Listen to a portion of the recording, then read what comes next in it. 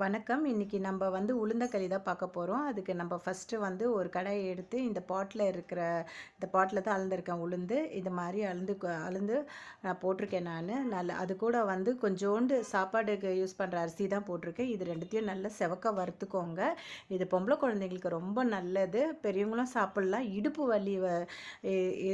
வலி இது சாப்பிட்டா இடுப்பு வலிலாம் வராது. அதே அளவுல நான் தண்ணி 4 கப்பு ஊத்தியிருக்கேன். 4 பாட் இது ஊத்திட்டு, அதே அளவில் 1 கப்பு வெல்லம் எடுத்திருக்கேன் நான். 1 கப்புனா அந்த பாட் தான். அதை எடுத்துட்டு நம்ம அந்த வறுத்து வச்சோம் பார்த்தீங்களா, அது நல்லா ஆறினோடனே அரைச்சி இதில் கொட்டிக்கோங்க. கொட்டிட்டு அப்படியே லைட்டாக கிளறிட்டே வாங்க. சிம்மில் வச்சுக்கோங்க. சிம்மில் வைக்கிறது கொஞ்சம் பெஸ்ட்டு. அப்புறம் கொஞ்சம் நடுவில் கொஞ்சம் நெய் ஊற்றிக்கோங்க.